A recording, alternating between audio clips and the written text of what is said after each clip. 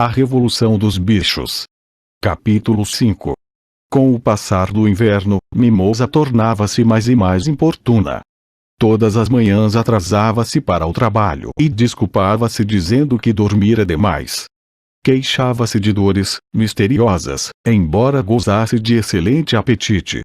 A qualquer pretexto largava o trabalho e ia para o açude, à beira do qual permanecia admirando sua própria imagem refletida nas águas. Corriam também boatos de maior seriedade. Um dia, quando Mimosa entrou no pátio, toda contente, sacudindo a cauda e mascando um talo de feno, Quitéria abordou-a. "Mimosa", disse ela, "tenho um assunto muito sério para falar-lhe. Hoje de manhã eu a vi olhando por cima da sebe que separa a granja de Foswood. Do outro lado estava um dos empregados do Sr. Pilkington. Ele, embora eu estivesse longe, tenho quase certeza de que vi isso, falava com você e fazia festas em seu focinho. Que significa isso, Mimosa?" "Ele não fez. Eu não estava." "Não é verdade?" gritou Mimosa, agitando-se e escarvando a terra. "Mimosa, olhe-me nos olhos. Você me dá a sua palavra de honra de que o homem não lhe tocou no focinho?" "Não é verdade?" repetiu Mimosa, sem olhar Quitéria de frente. Depois, virou-se e galopou para o campo. Quitéria teve uma ideia. Sem dizer nada a ninguém, foi à baia de Mimosa e virou a palha com o casco. Ali estavam escondidos um montinho de torrões de açúcar e vários novelos de fitas de diversas cores. 3 dias mais tarde, Mimosa desapareceu. Durante algumas semanas ninguém teve notícias de seu paradeiro, até que os pombos trouxeram o informe de que a haviam visto na parte mais afastada de Willingdon, atrelada a uma bonita carroça vermelha e preta, em frente a uma estalagem. Um homem gordo, de rosto vermelho, calças xadrez e polaina, com todo tipo de estalajadeiro, dava-lhe pancadinhas no focinho e oferecia-lhe torrões de açúcar. Seu pelo fora recentemente rasqueteado e ela usava uma fita escarlate no topete. Parecia muito satisfeita, segundo disseram os pombos. Os bichos nunca mais falaram em Mimosa. Em janeiro, o tempo piorou terrivelmente. A terra dura como ferro não permitia o trabalho no campo. Houve muitas reuniões no celeiro grande, e os porcos passaram ao planejamento dos trabalhos a serem realizados na estação seguinte. Fora acertado que os porcos, sendo manifestamente mais inteligentes do que os outros animais, decidiriam todas as questões referentes à política agrícola da granja, embora suas decisões devessem ser ratificadas pelo voto da maioria. Essa combinação teria funcionado muito bem, não fossem as disputas entre Bola de Neve e Napoleão. Esses dois discordavam sobre todos os pontos em que a discordância era possível.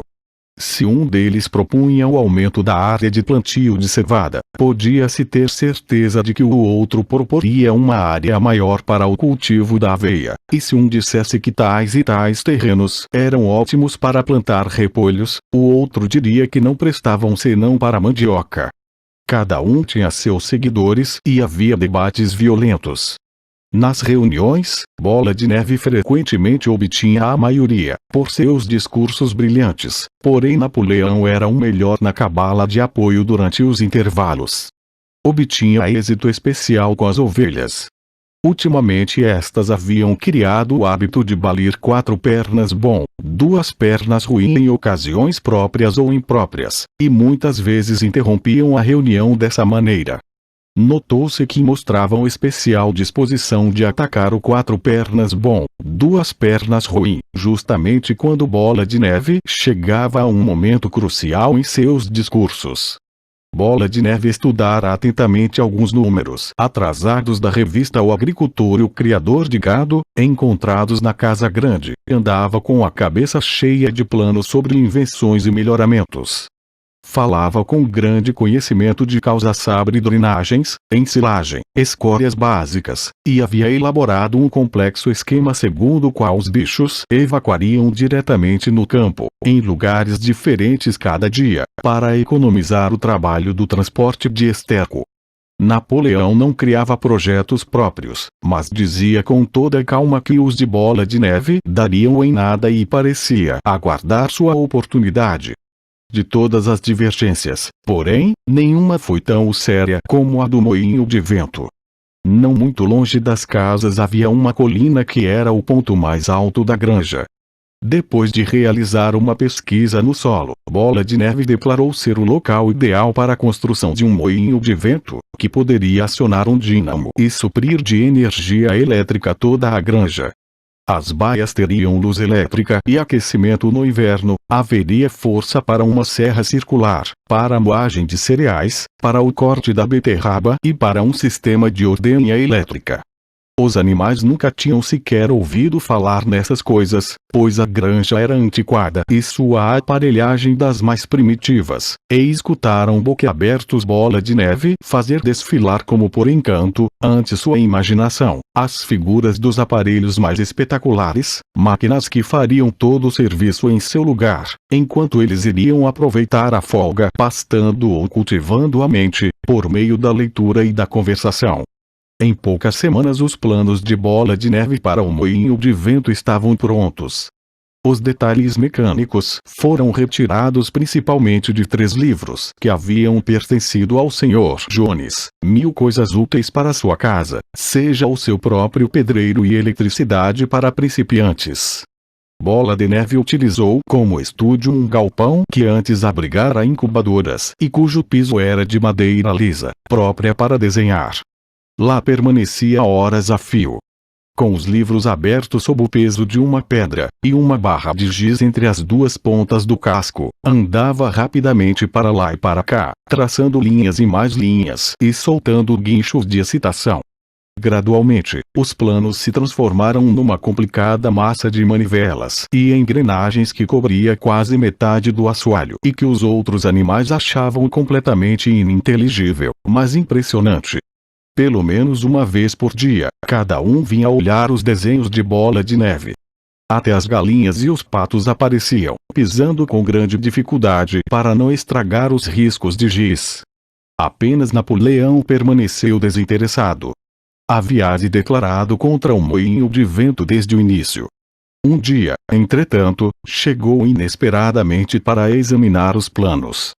Caminhou pesadamente em volta do galpão, olhou detidamente cada detalhe do projeto, farejou 1 ou 2 vezes, depois deteve-se a contemplá-lo por alguns instantes pelo canto dos olhos. Então, inesperadamente, levantou a pata, urinou sobre os planos e caminhou para fora sem proferir palavra. A granja estava profundamente dividida com respeito ao moinho de vento. Bola de Neve não negava que sua construção resultaria em uma empresa difícil.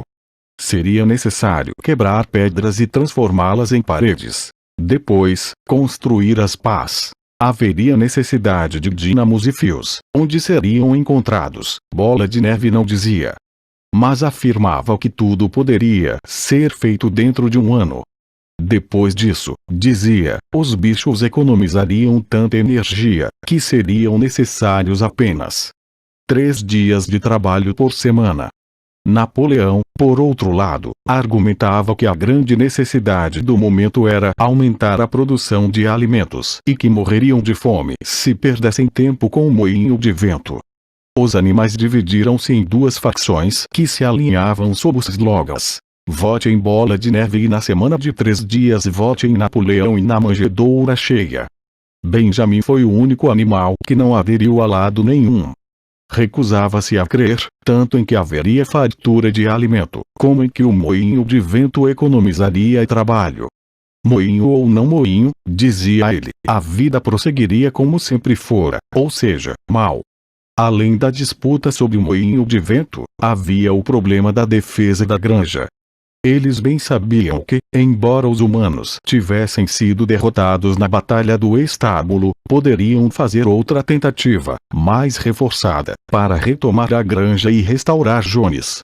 Tinham as melhores razões para tentar, pois a notícia da derrota se espalhara pela região e tornara os animais das granjas vizinhas mais rebeldes do que nunca. Como sempre, Bola de Neve e Napoleão não estavam de acordo. Segundo Napoleão, o que os animais deveriam fazer era conseguir armas de fogo e instruir-se no seu emprego. Bola de Neve achava que deveriam enviar mais e mais pombos e provocar a rebelião entre os bichos das outras granjas. O primeiro argumentava que, se não fossem capazes de defender-se, estavam destinados à submissão. O outro alegava que, fomentando revoluções em toda parte, não teriam necessidade de defender-se. Os animais ouviam Napoleão, depois Bola de Neve, e não chegavam à conclusão sobre quem tinha razão. A verdade é que estavam sempre de acordo com aquele que falava no momento. Por fim, chegou o dia em que os planos de Bola de Neve ficaram prontos. Na reunião do domingo seguinte deveria ser posta em votação a questão de começar ou não o trabalho no moinho de vento. Quando os animais se reuniram no grande celeiro, Bola de Neve levantou-se, embora fosse interrompido de vez em quando pelo balido das ovelhas, expôs suas razões em favor da construção do moinho de vento. Depois levantou-se Napoleão para rebater. Disse calmamente que o moinho de vento era uma tolice, que não aconselhava ninguém a votar a favor daquilo. Sentou-se de novo. Falara durante 30 segundos, citando, e parecia indiferente ao resultado.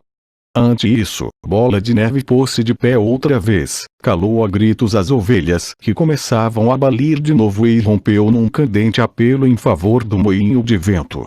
Até então, os bichos estavam quase igualmente divididos em suas simpatias, mas num instante de eloquência Bola de Neve arrastou a todos.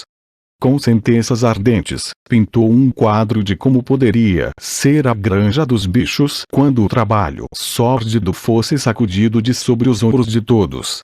Sua imaginação ia agora além de moinhos de cereais e cortadores de nados. A eletricidade, disse ele, poderia movimentar debulhadoras, arados, grades, rolos compressores, ceifeiras e atadeiras, além de fornecer a cada baia sua própria luz, água quente e fria, e um aquecedor elétrico. Quando parou de falar, não havia dúvidas quanto ao resultado da votação.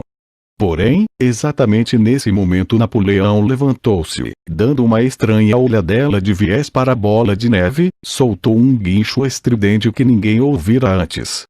Ouviu-se um terrível ladrido lá fora e 9 cães enormes, usando coleiras tachonadas com bronze, entraram latindo no celeiro. Jogaram-se sobre Bola de Neve, que saltou do lugar onde estava, mal a tempo de escapar àquelas presas. Num instante, saiu porta fora com os cães em seu encalço. Espantados e aterrorizados demais para falar, os bichos amontoaram-se na porta para observar a caçada. Bola de Neve corria pelo campo em direção à estrada, como só um porco sabe correr, mas os cachorros se aproximavam. De repente ele caiu e pareceu que o apanhariam. Mas levantou-se outra vez e correu como um desesperado. Já os cães o alcançavam de novo. Um deles quase fechou as mandíbulas no rabicho de Bola de Neve, que o sacudiu bem na hora. Aí fez um esforço extremo e, ganhando algumas polegadas, enfiou-se por um buraco da sebe e sumiu. Calados e aterrados, os animais voltaram furtivamente para dentro do celeiro. Logo chegaram os cachorros, latindo. A princípio ninguém pôde imaginar de onde tinham vindo aquelas criaturas, mas o mistério logo se aclarou. Eram os cachorrinhos que Napoleão havia tomado às mães e criado secretamente. Embora ainda não tivessem completado o crescimento, já eram uns cães enormes e mal encarados como lodos. Permaneceram junto a Napoleão e notou-se que sacudiam a cauda para ele da mesma maneira como os outros cachorros costumavam fazer para Jones. Napoleão, com os cachorros a segui-lo, subiu para o estrado, de onde o major fizera seu discurso. Anunciou que daquele momento em diante terminariam as reuniões dos domingos de manhã. Eram desnecessárias perdas de tempo. Para o futuro, todos os problemas relacionados com o funcionamento da granja seriam resolvidos por uma comissão de porcos, presidida por ele, que se reuniria em particular e depois comunicaria suas decisões aos demais. Os animais continuariam a reunir-se aos domingos para saudar a bandeira, cantar bichos da Inglaterra e receber as ordens da semana. Não haveria debates. A despeito do estado de choque em que a expulsão de Bola de Neve os deixara, os bichos ficaram desalentados com aquela notícia. Vários teriam protestado, se conseguissem achar os argumentos. Até Sansão ficou um tanto perturbado. Murchou as orelhas, sacudiu o topete várias vezes e fez um esforço tremendo para pôr em ordem as ideias. Mas afinal não conseguiu pensar nada para dizer. Alguns porcos, porém, tinham maior flexibilidade de raciocínio. 4 jovens porcos castrados, colocados na primeira fila, soltaram altos guinchos de protesto e levantaram-se falando a um só tempo. Mas os cachorros, junto de Napoleão, soltaram um rosnado fundo e ameaçador, e os porcos calaram-se, sentando-se de novo. Aí estrondaram as ovelhas um formidável balido de 4 pernas bom, 2 pernas ruim que durou cerca de um quarto de hora, acabando com qualquer hipótese de discussão. Mais tarde, Garganta foi mandado percorrer a granja para explicar a nova situação aos demais. Camaradas, disse, tenho certeza de que cada animal compreende o sacrifício que o camarada Napoleão faz ao tomar sobre seus ombros mais esse trabalho. Não penseis, camaradas, que a liderança seja um prazer. Pelo contrário, é uma enorme e pesada responsabilidade. Ninguém mais que o camarada Napoleão crê firmemente que todos os bichos são iguais. Feliz seria ele se pudesse deixar-vos tomar decisões por vossa própria vontade. Mas, às vezes, poderíeis tomar decisões erradas, camaradas. Então, onde iríamos parar? Suponhamos que tivesseis decidido seguir Bola de Neve com suas miragens de moinho de vento, logo Bola de Neve, que, como sabemos, não passava de um criminoso. Ele lutou bravamente na batalha do estábulo, disse alguém. Bravura não basta, respondeu Garganta. A lealdade e a obediência são mais importantes. E quanto à batalha do estábulo, acredito, tempo virá em que verificaremos que o papel de Bola de Neve foi um tanto exagerado. Disciplina, camaradas, disciplina férrea. Este é o lema para os dias que correm. Um passo em falso e o inimigo estará sobre nós. Por certo, camaradas, não quereis Jones de volta, hein? Uma vez mais esse argumento era irrespondível. Sem dúvida alguma, os bichos não desejavam Jones de volta. E se a realização dos debates do domingo podia ter essa consequência, que cessassem os debates. Sansão, que já tivera tempo de pensar, expressou o sentimento geral. Se é o que diz o camarada Napoleão, deve estar certo. E daí por diante adotou a máxima Napoleão tem sempre razão, acrescentando ao seu lema particular: trabalharei mais ainda. Já com tempo melhor, iniciou-se a arada da primavera. O galpão em que Bola de Neve desenhara seus planos para o moinho de vento foi trancado e os desenhos provavelmente apagados. Todos os domingos, às 10 horas, os animais reuniam-se no grande celeiro para receber as ordens da semana. A caveira do velho major, já sem carnes, fora desenterrada e colocada sobre um toco ao pé do mastro, junto à espingarda. Após o hasteamento da bandeira, os animais deviam desfilar reverentemente perante a caveira, antes de entrar no celeiro. Já não sentavam todos juntos, como antes. Napoleão, Garganta e o outro porco chamado Mínimo, dono de notável talento para compor canções e poemas, aboletavam-se sobre a parte fronteira da plataforma, os 9 cachorros em semicírculo ao redor deles e os outros porcos atrás. O restante dos animais ficava de frente para eles, no chão do celeiro. Napoleão lia as ordens da semana no áspero estilo militar e, após cantarem uma única vez bichos da Inglaterra, os animais se dispersavam. No terceiro domingo após a expulsão de Bola de Neve, os bichos ficaram um tanto surpresos ao ouvirem Napoleão anunciar que o moinho de vento seria, afinal de contas, construído.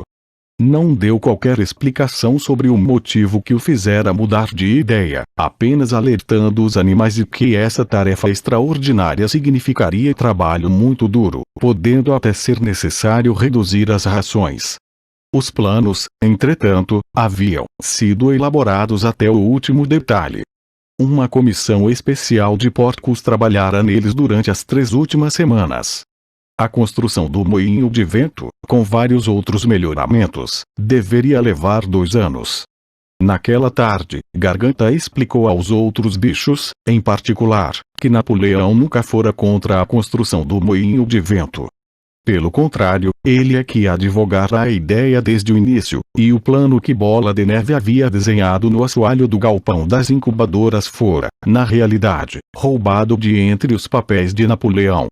O moinho de vento era, em verdade, criação do próprio Napoleão. Por que, então, perguntou alguém, ele tanto falou contra o moinho? Garganta olhou, manhoso. Aí é que estava a esperteza do camarada Napoleão, disse. Ele fingira ser contra o moinho de vento, apenas como manobra para livrar-se de Bola de Neve, que era um péssimo caráter e uma influência perniciosa. Agora que Bola de Neve saíra do caminho, o plano podia prosseguir sem sua interferência. Isso era uma coisa chamada tática. Repetiu inúmeras vezes tática, camaradas, tática. Saltando a roda e sacudindo o rabicho com um riso jovial.